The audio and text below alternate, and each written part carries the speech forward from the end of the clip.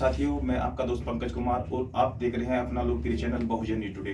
आज हम भीम आर्मी के राष्ट्रीय अध्यक्ष मंजीत सिंह नौटियाल से कुछ वार्तालाप करेंगे, कुछ सवाल जवाब करेंगे। क्या है भीम आर्मी और इसमें क्या कार्य करती है, बहुत से सवाल जवाब हैं जो मन को झिझोड़े बैठे हैं। आज करेंगे कुछ सवाल जवाब हमारे भाई मंजीत सिंह नौटियाल जो भीम आर्मी के राष्ट्रीय अध्यक्ष हैं। सिन्हा जी, आपका बहुजन न्यूज़ टुडे में आपका स्वागत है और धन्यवाद। सर, आप बताइए कि दलित, पिछड़े और अल्पसंख्यक के आदिवासी, मजदूर, किसान से देश में लगातार अत्याचार हो रहे हैं, इसके विषय में आप क्या कहेंगे? देखिए, बाबा साहब डॉक्टर अम्बेडकर ने एक चीज कही थी कि जिस समय संविधान विरोधी लोगों के हाथ में होगा, जिस समय संविधान को मानने वाले लोग विरोधी लोग होंगे, तो संविधान गलत साबित होगा।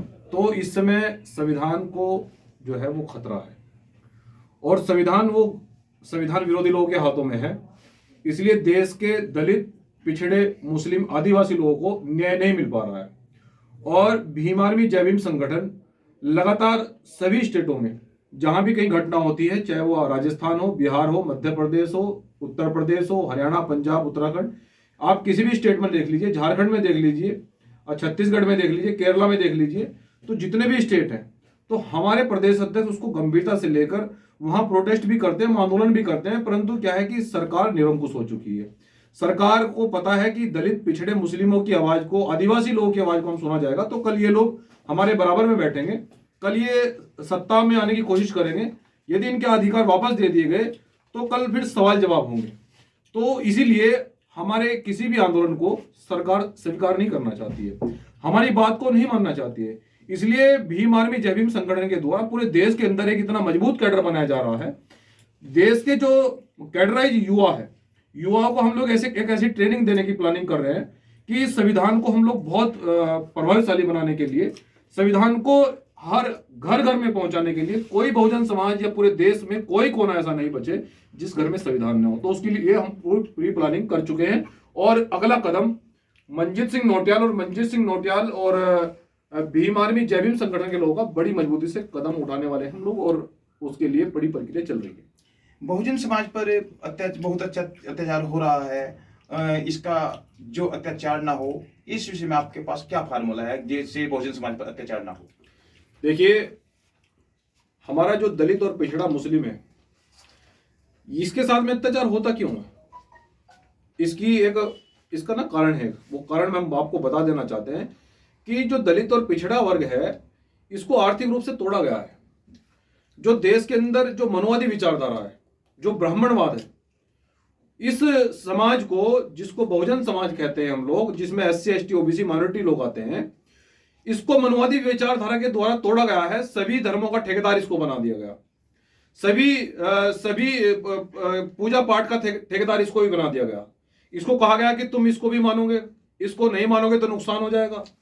इसके दिमाग में इतना भ्रम पैदा किया गया। तो ये जो बहुजन समाज है कि ये मनुवादी विचारधारा में इतना झगड़ा हुआ है और जो मेहनत और मजदूरी से कमाता है, मैं जानता हूं कि मेरा बहुजन समाज वो मेहनत का समाज है, मेहनती लोग है, कमेरा वर्ग है, ईमानदार वर्ग है। लेकिन होता क्या है कि जो मेहनत की कमाई ये बहुजन समाज कमाता है, ये मनुवादी विचारधारा में खर्च करता है। आप देख लीजिए वर्तमान में जो ये इधर उधर के जैसे ही कावड़ चल रही है। अब कावड़ पर जाने का अधिकार किसने दिया? हमारा देश का युवा बाबा साहब की फोटो लगाकर जा रहा है, हमारे देश का युवा। नहीं, माना जा रहा है कि देश का युवा तो हम नहीं कहेंगे, मगर ज्यादातर जो सर्वे हुआ है तो दलित समाज ही कावड़ लेने के लिए जा रहा है। दलित समाज ही क्यों कावड़ लेने के लिए जा रहा है? मैं समझता हूं कि मैं ये कहना चाहता हूं ऐसे लोगों को कि वो बाबा साहब को बहुत बड़े पैमाने पर धोखा दे रहे हैं। वो बाबा साहब के साथ में छल कर रहे हैं, उनकी मेहनत को खराब करना चाहते हैं। और इसके लिए हम लोग लगातार ग्रामीण क्षेत्रों में कैंपेनिंग कर रहे हैं। इसके लिए हम लोग लगातार प्रयास कर रहे हैं कि किस तरह से जो अनकैडराइज हुआ है, जो जानता नहीं कि बाबा साहब क्या चाहते थे, बाबा साहब कैसा देश चाहते थे। बाबा साहब डॉक्टर अंबेडकर मनुवादी विचारधारा के खिलाफ थे। बाबा साहब ने कहा था कि मैं देश के अंदर इस बहुजन समाज को बौद्ध धर्म का मार्ग इसलिए दिखा रहा हूं कि देश के अंदर जो ब्राह्मणवाद है वो आपको न रोजगार देगा, न आपको प्रशासनिक अधिकारी में भागीदारी देगा, न किसी देश के जो चारों स्तंभ हैं उसमें आपको वो भागीदारी नहीं देगा। इसलिए आपको शिक्षा का मार्ग हमें बाबा साहब डॉक्टर अंबेडकर ने दिखाकर हमें ये कहा कि शिक्षित बनिए, संगठित रहिए और संघर्ष कीजिए। तो हम लोग शिक्षित तो हो गए हैं, बाबा साहब ने जो संविधान दिया उसके द्वारा हम शिक्षित तो हो गए हैं, संगठित भी हो गए हैं, संगठन पूरे देश के अंदर बड़ी मजबूती से चल रहा है। लेकिन जो संघर्ष हम लोग कर रहे हैं तो युवा संघर्ष सही दिशा में नहीं कर पा रहा है, इसलिए दिक्कत हो रही है, इसलिए अत्याचार बढ़ता जा रहा है, इसलिए हमारे लोगों पर हमले हो रहे हैं, इसलिए यहाँ बहुजन समाज की बहन बेटियों का अपमान हो रहा है, इसलिए अधिकारों को छीना जा रहा है। ये अत्याचार, आपने पूछा कि अत्याचार क्यों होता है, मैं इसके बारे में थोड़ा आपको बताना चाहता हूँ कि जो मेहनत मजदूरी का पैसा हम लोग कमाते हैं वो हम लोग मनुवादी लोगों को देने का काम करते हैं, चाहे वो किसी भी रूप में ले लीजिए, चाहे वो आप मनुवादी विचारधारा में ले लीजिए, चाहे वो आप डर और भय पैदा करके ले लीजिए। तो किसी भी रूप में हर तरह से बहुजन समाज अपनी मेहनत कश कमाई का, बहुजन समाज के लोग सारा पैसा मनुवादियों को दे देते हैं। अब पैसा बचा कहाँ, इनके बच्चे पढ़ेंगे कैसे? इसलिए प्राइमरी में पढ़ने के लिए मजबूर है बच्चे। हमारे बहुजन समाज के बच्चे प्राइमरी में स्कूलों में इसलिए पढ़ते हैं कि जो धन कमाते हैं वो तो बहुजन समाज के लोग वो मनुवादी लोगों को दे देते हैं। आर्थिक रूप से जो टूटा हुआ है, बाबा साहब ने कहा था कि देश के अंदर कमजोर लोगों का हमेशा उत्पीड़न होता है, और वो हो रहा है आज भी। जब हमारे पास धन नहीं रहेगा, जब हमारे पास रोजगार नहीं रहेगा, हम उन लोगों के गुलाम हो जाएंगे, तो वो लोग हमारा शोषण करेंगे। सबसे बड़ा कारण यही है, शोषण हो रहा है। हमने भीम आर्मी जय भीम संगठन के द्वारा आरक्षण और जमीन का आंदोलन इसलिए छेड़ा गया है कि बहुत सारे बुद्धिजीवियों से चर्चा हुई, उन्होंने मुझे कहा कि भाई आर्थिक रूप से जब तक ये बहुजन समाज आगे नहीं बढ़ेगा इसका उत्पीड़न खत्म नहीं होने वाला है, इसके साथ में छल होता रहेगा, इसको बेचा जाता रहेगा, इसको कोई अधिकार नहीं देंगे लोग। इसलिए भीम आर्मी जय भीम संगठन और मंजीत सिंह नोटियाल इनके लिए आरक्षण और जमीन का आंदोलन चला रहा है। और संविधान इस देश के अंदर खतरे में है, इसलिए संविधान बचाओ यात्रा चलाई गई है और उसको हम बड़ी मजबूती से आगे बढ़ा रहे हैं। मैं ये कहना चाहता हूँ बहुजन समाज से भी कि वो अगर अपने बेटे के साथ में थोड़ा मजबूती से खड़ा हो जाएगा, मैं ये कह रहा हूँ कि सरकार की तो हम नसबंदी कर देंगे। मैं बाबा साहब का अनुयायी हूँ, देश के अंदर कोई नोट ऐसा नहीं बना जो मुझे खरीद ले। सरकार ने कोई ऐसा नोट अभी तक तैयार नहीं करा जो मंजीत सिंह नोटियाल को खरीद ले।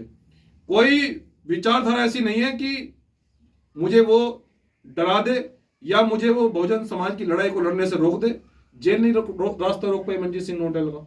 सरकार ने मंजीत सिंह नोटियाल को कितनी बार जेल भेजा, कितने मुकदमे मेरे पास लगे हैं, कितना उत्पीड़न मेरा किया गया, मैं कितने दिन जेल में भूखा रहा। ये बहुजन समाज के जो मेरे नजदीकी है वो जानते हैं। मैं ज्यादा पीड़ा बहुजन समाज को इसलिए नहीं बताता कि बाबा साहब की विचारधारा पर चलने वाला व्यक्ति हूं। बाबा साहब को अच्छी तरह से पढ़ा है कि हमें ये नहीं देखना है हम कितने पीड़ित है, जख्म कितने हैं, बस बहुजन समाज के जख्मों पर मरहम लगाना है। बस मुझे ये याद रहता है और उस काम को मैं बाखूबी तरह से कर रहा हूं। और मैं वही कहता हूं कि अंतिम सांस तक बहुजन समाज के अधिकारों के लिए लड़ा जाएगा। तो मध्य प्रदेश में, जैसा कि मध्य प्रदेश में पेशाब कांड हुआ था, तो उसी से क्या प्रकार थे? देखिए, मैंने अपने पदाधिकारी, जहां ये पेशाब कांड हुआ मुझे पता लगा तो मैंने पूरी टीम अपनी बनाकर, वहाँ ये सिटी जिला पड़ता है, और सिटी जिले में मैंने सारी पदाधिकारियों को भेजा कि परिवार से मिल के आओ और मेरी बात कराओ। और अगर प्रशासनिक अधिकारी वहाँ सत्ता का नशा अगर ज्यादा चढ़ गया है तो उनको बता दो कि सत्ता का नशा मंजीत सिंह नोटियाल को उतारना बहुत अच्छी तरह से आता है। मैंने वहाँ के अधिकारियों को कहा, एसएसपी को कहा, कलेक्टर को कहा, मैंने कहा आप कौन सी दुनिया में जी रहे हैं?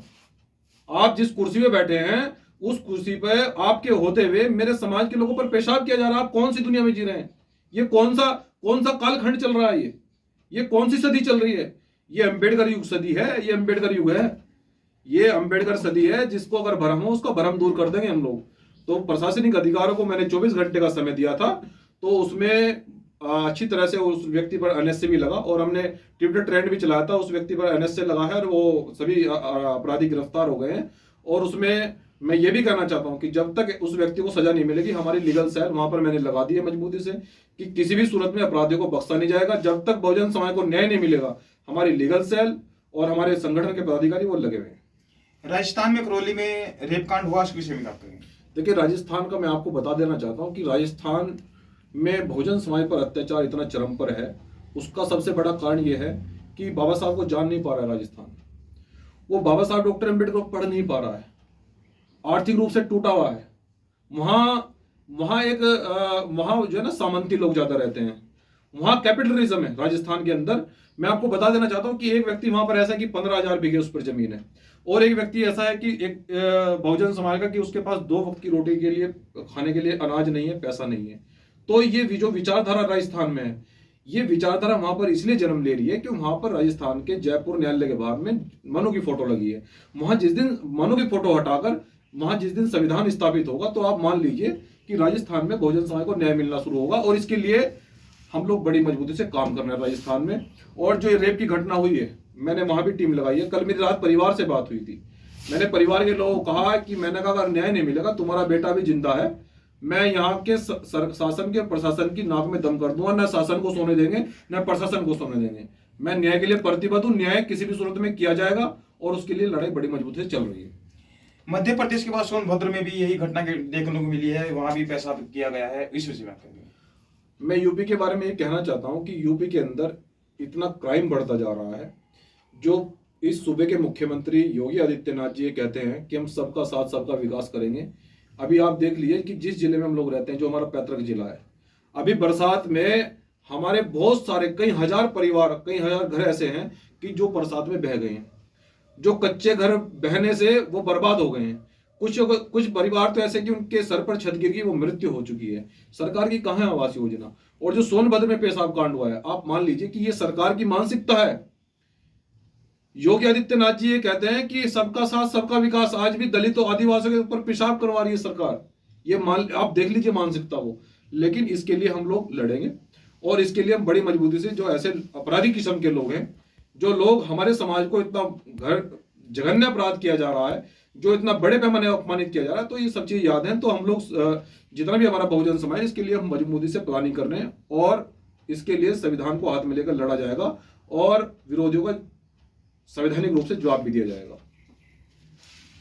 हमारे साथ जुड़े हुए थे भीम आर्मी के राष्ट्रीय अध्यक्ष मंजीत सिंह नोटियाल जी, और आप अपना लोकप्रिय चैनल देख रहे हैं बहुजन न्यूज टुडे। मैं पंकज कुमार, सहारनपुर, उत्तर प्रदेश। धन्यवाद। चैनल को लाइक और सब्सक्राइब करें।